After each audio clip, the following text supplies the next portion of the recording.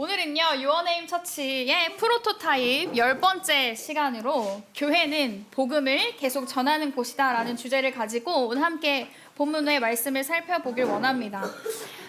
저희는요, 우리는 이제 올해 1월부터 계속해서 이 사도행전의 말씀을 좀 함께 살펴보고 있는데요. 이 말씀을 통해서요, 사도행전에서 특별히 하나님께서 디자인하신 교회의 모습들과 가치들을 발견하고 또 이것이 우리의 교회의 원형이 되기를 소망하면서요, 계속 우리가 함께 사도행전을 살펴보았습니다. 벌써 이 사도행전의 가장 마지막 장인 28장을 우리가 오늘 함께 나누면서요, 이 프로토타입 시리즈를 마무리하려고 합니다. 지난주에 우리가 살펴봤던 이 사도행전 11장 이후에는요, 28장까지 이르기까지 이 사도행전은 사도 바울을 중심으로 진행됩니다. 그래서 사도 바울의 전도 여행 이야기가요, 본격적으로 진행됩니다. 바울이 소아시아와 유럽과 에베소에선 특별히 3년간을 머물면서요, 복음이 막 전해지는 이 이야기가 이 27장 전까지 나오게 돼요. 그리고 이 예루살렘으로 돌아온 바울이요, 유대인들에게 의해서 체포되게 됩니다. 그래서 총독 벨릭스와 베수도 아래에서요, 2년간 가이사랴의 감옥에 갇히게 돼요. 그리고 28장에 이르러서요, 이 사도 바울이요, 로마로 이제 죄인의 신분으로 압송되게 됩니다. 그래서 우리는요, 이 복음이 예루살렘과 온 유대와 사마리아와 땅 끝까지 이르게 되는 과정을요, 그동안 사도행전을 통해 확인해 볼 수 있었습니다. 사도행전이 끝나는 가장 마지막 장에 이르러요, 정말 이 로마에 드디어 로마 한복판에 복음이 전파되고 있는 장면으로 이 사도행전이 마무리되는 것을 우리는 오늘 본문에서 확인할 수 있습니다. 그런데 이 사도행전 28장을요, 잘 살펴보면요, 얼핏 보면은 뭔가 교회의 특징이라고 어떤 특징적인 모습들은 발견할 수 없을지 모릅니다. 우리가 교회에 대해 생각하면 당장 머릿속으로 떠올릴 수 있는 어떤 특정한 것이요, 사도행전 28장에 나오지 않기 때문이에요. 어떤 교회에 막 큰 건물이 등장하지도 않고, 뭐 전문적인 예배팀이 등장하지도 않고, 화려하고 잘 조직된 프로그램이 등장하지도 않습니다. 왜냐하면 오늘 본문의 주된 배경이 되는 장소는요, 사도 바울의 집이기 때문이에요. 한 개인의 집이기 때문에 오늘 우리가 이게 교회가 될 수 있나? 이런 생각을 할 수 있을 것 같아요. 그런데 그 집으로요, 사도 바울의 집으로요, 사람들이 계속 찾아옵니다. 그리고 그곳에서요, 복음이 전해지는 일이 일어납니다. 그래서 사도행전의 이 마지막 장면이 우리에게 보여주는 교회의 모습은 생각보다 되게 단순합니다. 바로 교회는 복음을 계속 전하는 곳이라는 거예요. 그래서 오늘 말씀을 통해서요, 복음이 계속해서 전해지는 교회는 어떤 모습인지 좀 함께 살펴보면서 우리가, 교회된 내가, 그리고 교회의 공동체를 세우고 있는 우리가, 그리고 우리가 속한 교회에서 우리가 어떻게 추구해야 되고 우리의 삶으로 살아가야 되는지, 그 어떤 교회의 모습으로 우리가 살아야 할 것인지를 좀 우리가 발견하는 시간이 되기를 소망합니다. 사도행전 28장에서 발견할 수 있는 교회의 모습 첫 번째는요, 바로 교회는 복음을 설명하는 곳이라는 것입니다. 같이 따라해 주실까요? 교회는 복음을 설명하는 곳이다. 오늘 본문 23절의 말씀을요, 제가 새 한글 성경 번역으로 가져왔습니다. 그래서 우리 새 한글 성경 번역으로 함께 읽어보겠습니다. 시작! 그들은 바울과 만날 날을 정해두었다가 바울이 묵고 있는 곳으로 더 많은 사람을 데리고 왔다. 그들에게 바울이 하나님 나라를 설명하고 힘껏 증언했다. 또 모세의 율법과 예언자들의 근거에서 예수님에 대해 그들을 설득했다. 이른 아침부터 저녁 때까지 그렇게 했다. 아멘. 로마에 도착하자마자요, 제일 첫 번째로 사도 바울은 로마에 살고 있었던 그 당시에 유력한 유대인들, 좀 높은 곳에 있었던, 높은 지위에 있었던 유대인들을요, 모았습니다. 그리고 그들에게요, 자신이 왜 로마에 압송되어져서 왔는지에 대해서 설명합니다. 이미 바울의 전도행 내내요, 바울이 가는 곳마다 유대인들이요, 바울을 쫓아다니면서요, 바울이 복음을 전파하는 일을 방해하고 회방을 놨어요.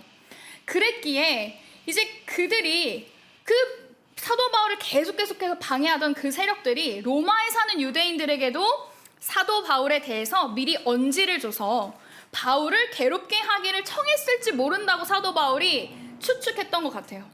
그런데 의외로 이 로마에 살던 유대인들은요, 사도 바울에 대해서 편지를 받은 적이 없었습니다. 그리고 바울에 대해서 좋지 못한 것이나 전에 들은 적이 아무것도 없었어요. 그러면서 오히려 그들이요, 사도 바울이 가지고 있었던 사상이 무엇인지 순수하게 궁금해했습니다. 그래서 그들이 오늘 말씀처럼 날짜를 정해서요, 바울의 집을 찾아가게 돼요.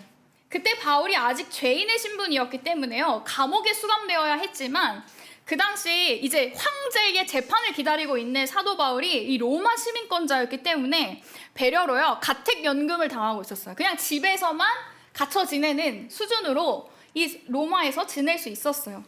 그래서 자신이 세를 주고 머무는 그곳에서요, 군인이 항상 그와 함께했고 그 집을 벗어나는 것이 금지되었기 때문에 어디 나갈 수가 없었기 때문에 사도 바울의 집으로 찾아올 수밖에 없었어요, 사람들이.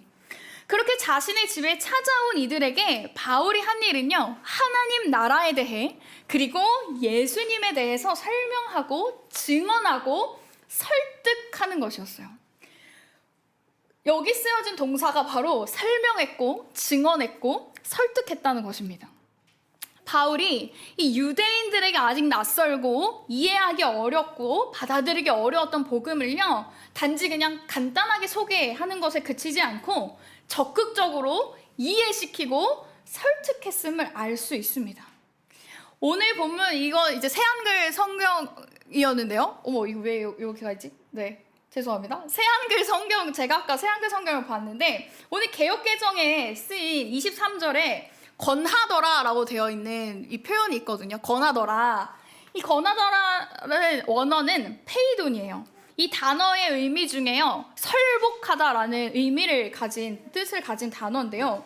이 설복하다라는 사전적 의미는 상대방이 알아듣도록 말하며 그 내용을 이해시키거나 자신의 주장을 인정하게 만드는 것을 뜻합니다. 그러니까 한마디로 바울이 복음을 그냥 권하고 소개하는 게 아니라 적극적으로 아주 이해시키고 더 나아가서 이 복음을 받아들이고 믿기까지 설득했다는 것이에요. 그 이유는 복음이 단순한 정보 전달이 아니라 이해되고 들려져야 하는 메시지였기 때문에 그가 복음을 설명하는 데 있어서 아주 적극적으로 설명했다는 것이죠. 이와 같이 복음을 설명하는 교회의 태도도요, 그저 어떤 정보만 전달하듯이 복음을 소개하지 않고 적극적으로 복음을 이해시키고 알려주는 것이 필요합니다. 그래서 교회는 복음을 말하고 또 설명하는 공동체가 되는 것이죠. 자신이 경험한 복음이 어떠한 복음인지를 잘 설명할 수 있고 또 잘 설득하고 권면할 수 있어야 하는 것이 바로 교회입니다. 복음을 잘 설명할 수 있는 준비가 언제나 되어야 있어야 하는 곳이 바로 교회라는 것이에요. 여기서 우리가요, 교회의 중요한 모습을 한 가지 생각해 볼 수 있습니다.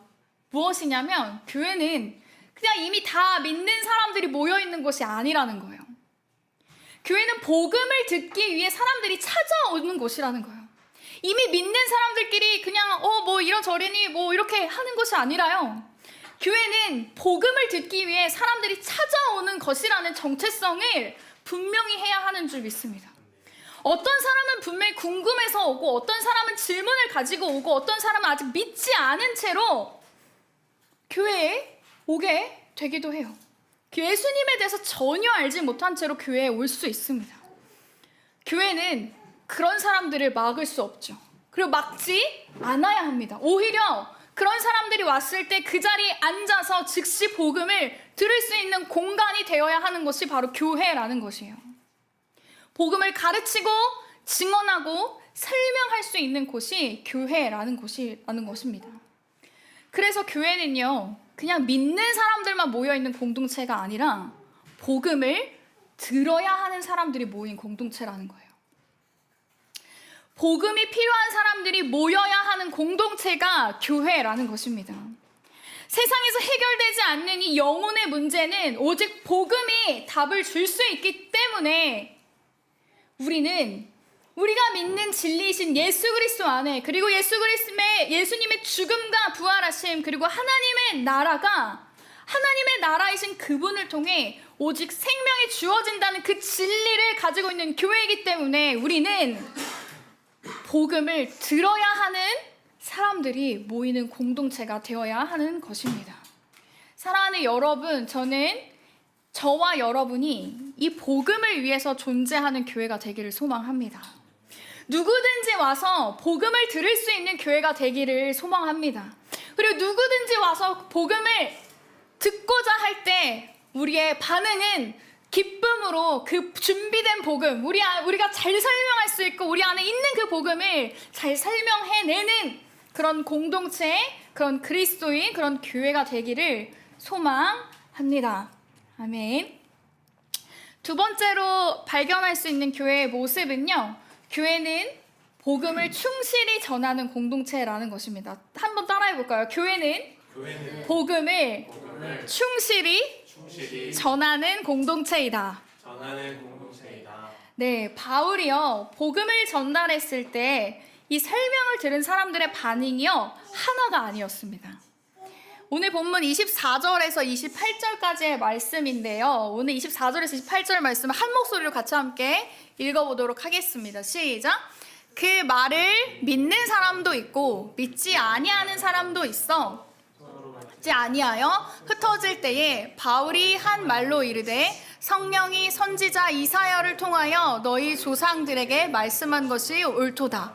일러스되 이 백성에게 가서 말하기를 너희가 듣기는 들어도 깨닫지 못하며 보기는 보아도 도무지 알지 못하는도다. 이 백성들의 마음이 우둔하여져서 그 귀로는 둔하게 듣고 그 눈은 감았으니 이는 눈으로 보고 귀로 듣고 마음으로 깨달아 돌아오면 내가 고쳐줄까 함이라 하였으니 그런즉 하나님의 이 구원이 이방인에게로 보내어진 줄 알라. 그들은 그것을 들으리라 하더라. 아멘. 오늘요, 이 복음을 전했던 이 사도 바울의 행위에 어떤 사람들은 믿었고 어떤 사람은 믿지 않았습니다. 사실 이 장면은요, 사도행전 전체에서 사실 반복되는 모습이에요. 사도행전 4장에 베드로가 설교했을 때도요, 어떤 사람은 마음에 찔려 회개하기도 하고 어떤 사람은 그 메시지를 막 거부하죠. 또 바울이 복음을 전할 때도 동일하게 어떤 사람들은 기쁘게 받아들이고 어떤 사람은요, 분노하면서 떠나기도 했습니다.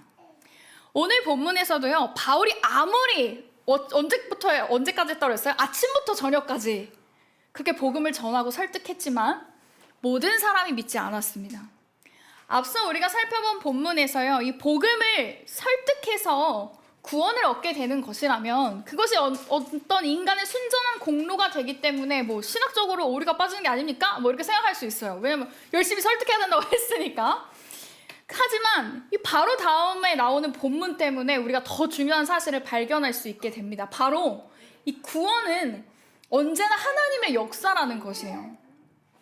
복음은 사람을 통해 전달되지만 이 사람을 통해 구원되는 것이 아니라는 사실을 바로 다음 절에 우리는 발견할 수 있습니다. 바울이 복음을 설명하고 설득하는 것은 결코 구원이라는 결과를 통제하기 위함이 아니었어요. 이 구원이라는 결과를 얻기 위해 막 통제하려고 막 열심히 이 복음을 설득하는 것이 아니라는 거예요. 만약 복음을 믿게 만들기 위해서, 그리고 만약에 진짜 설득해야 하는 과정 속에서 사람들이 믿게 하기 위해서 무슨 수를 써서라도 했어야 했다면 사도 바울은 다른 방법을 같이 썼겠죠. 뭐 예를 들어서 치유하는 걸 조작한다든지 사람이 병 낫는 걸 조작한다든지, 아니 사람들을 놀라게 할 만한 것들을 기획한다든지, 뭐 아까 우리 그냥 밥 먹으면서 얘기했지만 어떤 마법사가 로또 번호를 막 이렇게 맞춰가지고 뭐 논란이 있었던 것처럼 뭐 정말 그렇게 눈에 보이는 걸 뭘 해주면 사람들이 믿었을 거 아니에요. 이런 구원의 결과를 낳기 위해서 사도 바울이 그렇게 했다면, 통제하고 싶었다면 그렇게 했겠죠. 그러나 사도 바울은 그저 복음을 설명하고 하나님 나라를 증언하고 예수에 대해서 설득한 후에요. 놀랍게도 그 결과가 하나님께 있음을 알았습니다. 그래서 구원이라는 결과는 하나님께 오로지 있음을 알았어요. 그래서 그가 가장 할 수 있는 최선으로 복음을 전하고 설득하는 일에 이르기까지 그냥 최선을 다할 수밖에 없었어요. 왜냐하면 이것이 내가 할 수 있는 가장 최선이니까요. 그리고 결과는 오직 하나님께 두었습니다. 24절, 우리가 읽은 이 24절에서 28절을 통해요, 발견할 수 있는 또 다른 한 가지 사실이 있습니다. 그것은 복음이 선포되어지는 곳에는요, 언제나 두 가지 반응이 존재한다는 것이에요. 바로 믿음과 거부입니다. 복음은 모두에게 들려지지만 모두에게 받아들여지지는 않습니다. 그래서 놀랍게도 교회는요, 모든 사람이 같은 반응을 보이는 공동체가 아니에요. 오히려 교회는 복음 앞에서 각자의 반응이 막 드러나는 곳이 됩니다. 그런 자리가 돼요. 그런데 보통 우리 이렇게 생각하죠. 복음을 잘 설명하면 사람들이 믿을 것이다. 복음을 충분히 어떻게 잘 설득하면, 세련되게 보고 문화에 맞게 잘 설명하면, 설득하면 사람들이 회심할 것이다, 우리 생각하죠. 그런데 만약에 사람들이 믿지 않고 회심하지 않게 되는 결과를 받아들이게 된다면 이건 어떤 의미가 될까요? 뒤집어서 생각해보면 바로 복음을 잘 전달하지 못해서 사람들이 안 믿는다라는 결론을 낳게 되죠. 오늘 본문에서 사도 바울은요, 누구보다 복음에 능통한 사람이었어요. 율법학자 가말리엘의 제자였습니다.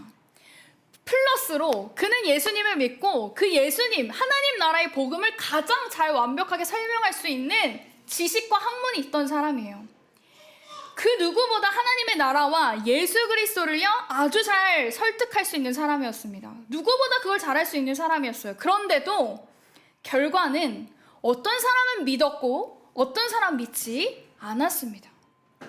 복음이 거절되는 이유가요, 전하는 사람의 부족 때문은 아님을 우리가 알 수 있는 것이죠. 그래서 때때로 교회와 공동체의 기대와 달리 복음을 거부하는 일이 발생하더라도 결코 그것은 실패가 아니라는 거예요. 오히려 복음이 제대로 선포될 때 나타나는 자연스러운 모습이 바로 거부, 혹은 복음을 거부하게 되는 그런 일들이 자연스럽게 발생할 수 있다는 것입니다. 그래서 교회의 사명은요, 사람들이 얼마나 많이 믿었는지로 결정되지 않습니다. 교회의 사명은 얼마나 복음을 충실히 전했는가, 그거에 달려 있는 것이죠. 복음을 거부하는 일들이 교회 안에 생기더라도, 혹은 그런 일들을 자주 마주하게 되더라도, 그럼에도 불구하고 교회는 끊임없이 계속해서 복음을 충실하게 전해야만 합니다. 어떤 사람은 믿고요, 어떤 사람은 믿지 않습니다. 그러나 교회는 그 반응과 상관없이 계속 복음을 전하는 곳이 바로 교회라는 것이에요. 사랑하는 여러분, 저는 교회는 사람을 믿게 되는 공동체가 아니라, 믿게 만드는 공동체가 아니라 복음을 계속해서 말하는 공동체가 되어져야 한다고 생각합니다. 그리고 복음 앞에 드러나는 사람들의 반응에 실망하거나 낙담하지 않고 계속해서 충실히 복음을 전해야 하는 공동체가 바로 교회라고 믿습니다. 그리고 그 사람이 복음을 믿게 되는 일은 오로지 하나님께 맡기는 공동체가 바로 교회라는 것을 주님의 이름으로 믿으시기를 축복합니다. 그래서 우리가 받아들이게 되는 복음을 전하는 일에 여러분 결과를 보고 낙심하지 않으시길 주님의 이름으로 축복합니다. 복음을 충실하게 꾸준히 계속 말하는 저와 여러분의 삶이 되기를, 그런 우리가 되기를 주님의 이름으로 축복합니다. 아멘.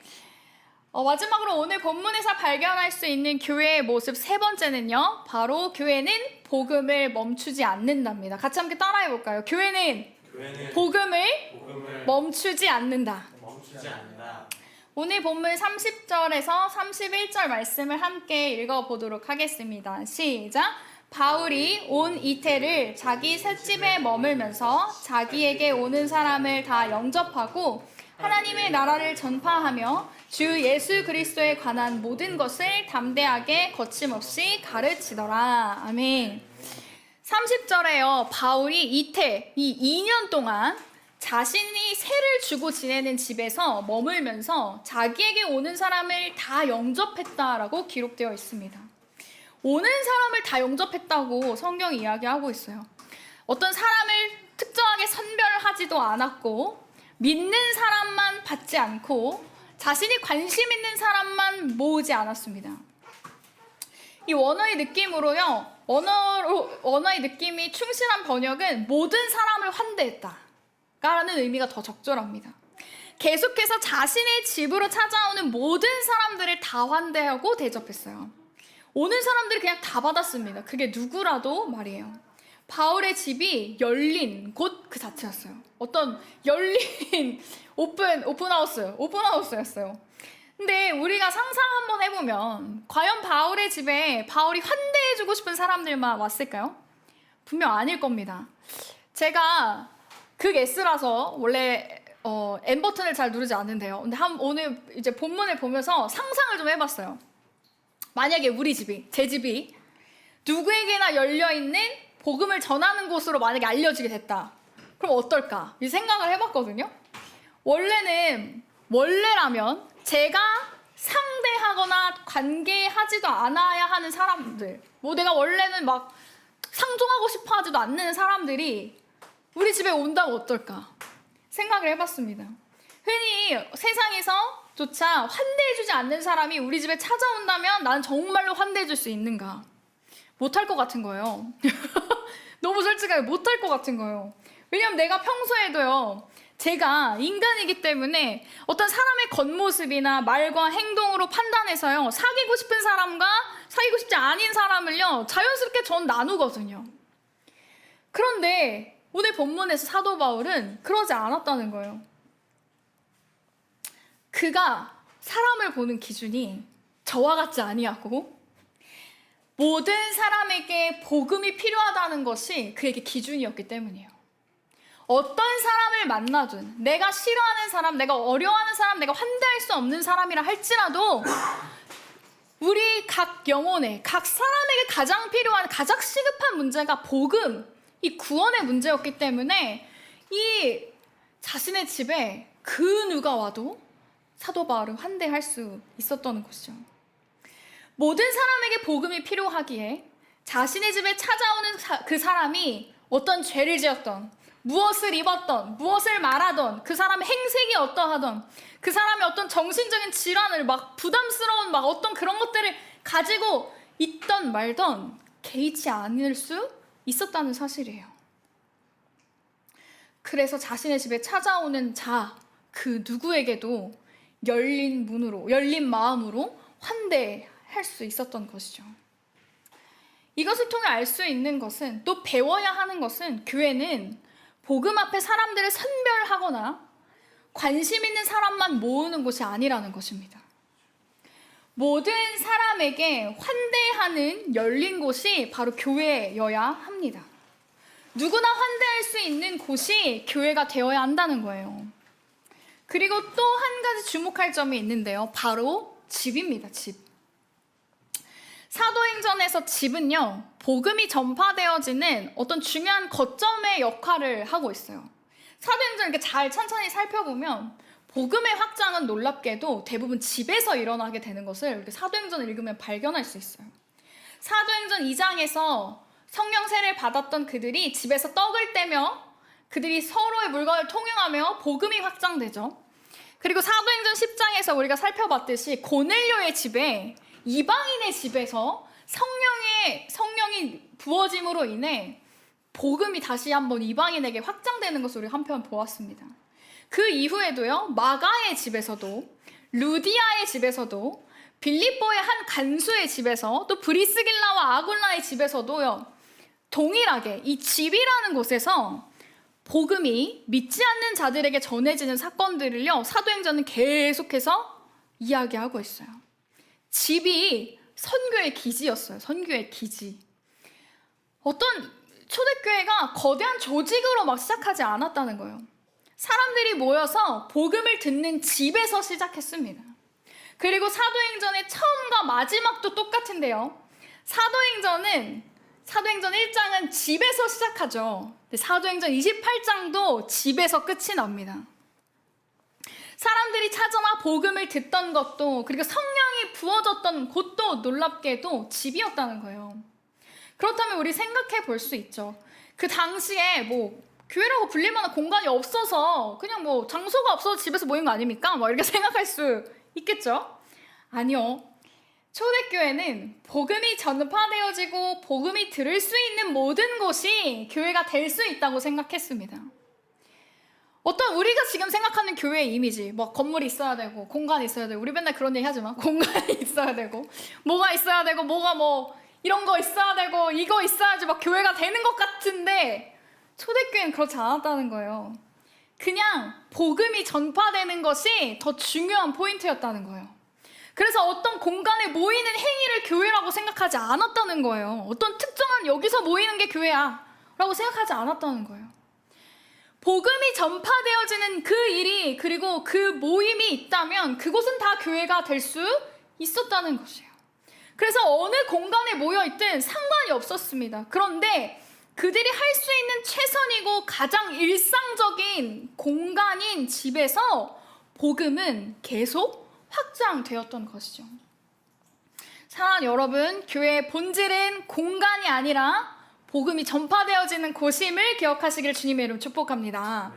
저와 여러분의 집이 그런 공간이 되기를 주님의 이름으로 축복합니다. 우리의 집이 복음의 기지가 되는 거예요. 우리 집에 오는 사람들이 우리와 함께 식사하고 교제하면서 우리에게 듣는 복음을 통해서 우리 집이 그런 공간이 되는 것이에요. 교회가 되는 것이에요. 우리의 집이, 또 우리의 일상이 담겨져 있는 그 집이라는 공간이 복음을 전하고 사람들을 환대해서 복음을 전하는 일들이 일어나는 곳이 되시기를 주님의 이름으로 축복합니다. 그리고 마지막에 한번 31절을 보면요, 또 한 가지 주목하고 싶은 것이 있습니다. 바로 담대하게 거침없이 가르치더라입니다. 이 담대하게라고 사용된 용어는요, 파르레시아입니다. 이 단어는 우리가 이미 한번 만나본 단어인데요, 사도행전 4장에 베드로가 설교했던 그 모습을 설명할 때 사용되어진 용어입니다. 그런데 여기서 말하는 이 파르레시아는요, 말하는 것이 자유로움, 뭐 언변이 기탄 없음, 이걸 원래는 뜻하는데 이 의미를 넘어서요, 오늘 강조된 건 그냥 담대하게라고 되어 있지만 사실 앞에 강조급이 붙어 있어요, 원래는. 그러니까 더 담대하게 라는 이제 의미를 가지고 있는 거예요. 더 분명하게 그런 의미를, 원래 의미를 넘어서 더 용기 있고 확신 있는 태도를 지금 말하고 있는 거예요.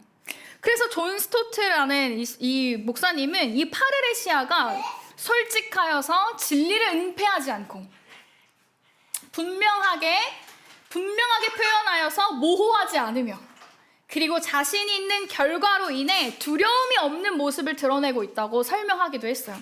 그러니까 자신이 있는 거예요. 내가 이거를 전하는데 너무 자신이 있는 거예요. 두려움이 없는 거예요.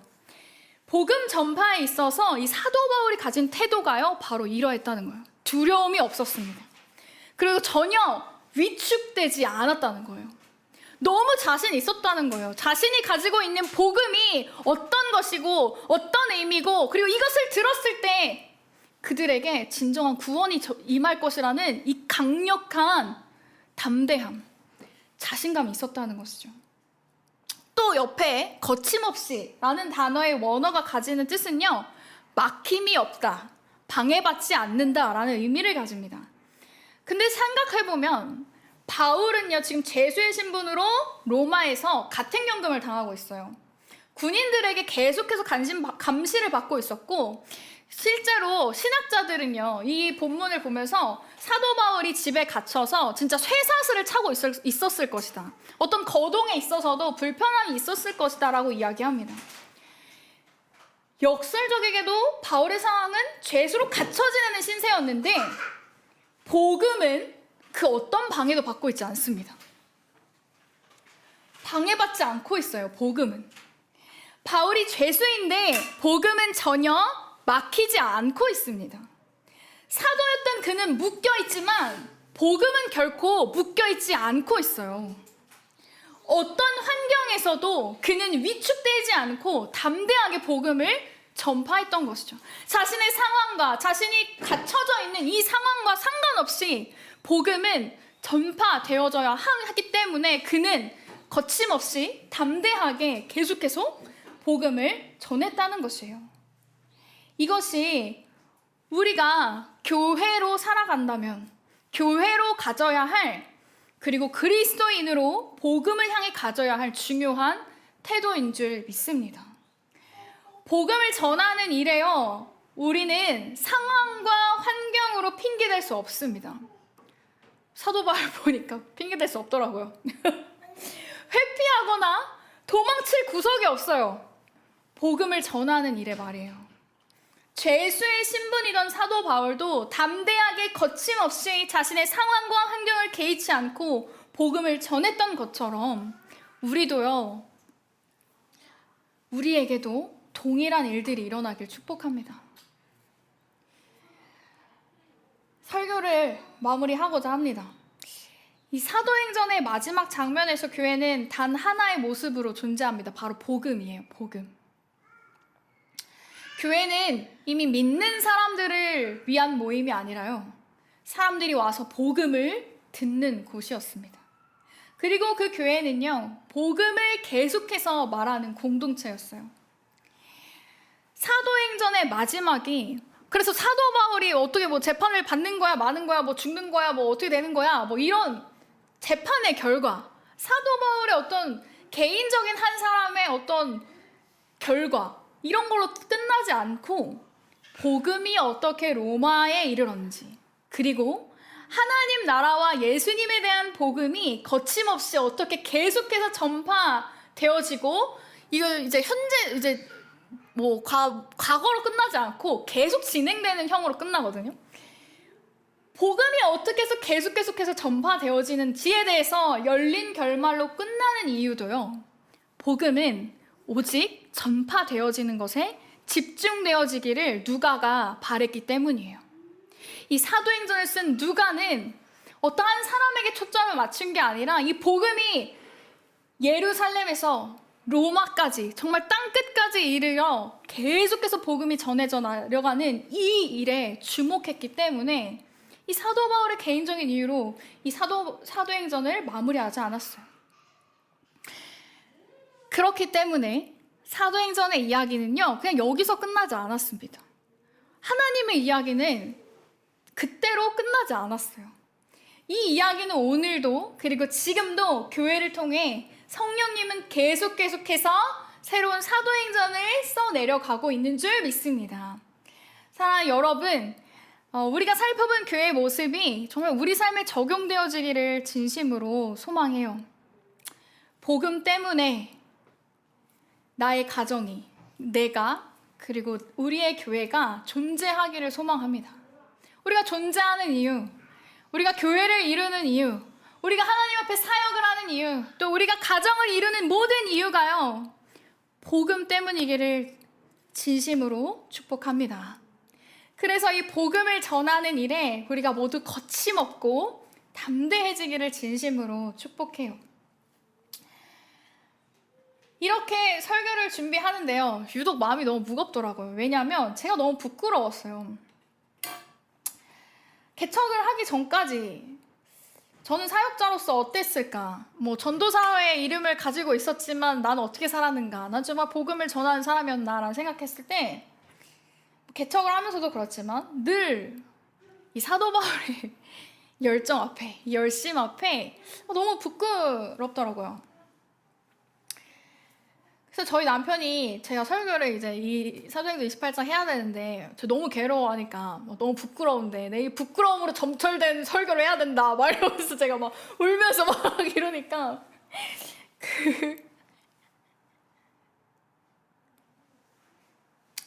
사도 바울을 통해서 이 말씀을 듣는 모든 사람과 또 난 전하는 제 자신이 우리 안에 정말 이 복음을 향한 우리 안에 열정이, 또 우리가 죽어져 있었다면, 그리고 우리가 복음에서 너무 멀어진 삶을 살고 있다면 이제 회복되어지기를 간절히 소망하는 마음으로 이 말씀을 준비했던 것 같습니다. 사랑 여러분, 복음이 정말 우리에게 살아있다면, 이것이 내가 살게 하는 원동력이라면, 우리에게 이 복음의 생명력이 우리의 삶을 통해, 우리의 가정을 통해, 우리 집을 통해 복음이 계속 흘러져 가는 그런 역사가 올해 우리에게 있기를 소망합니다. 복음으로 우리 복음을 계속 전하는 저와 여러분이 되기를 진심으로 축복합니다.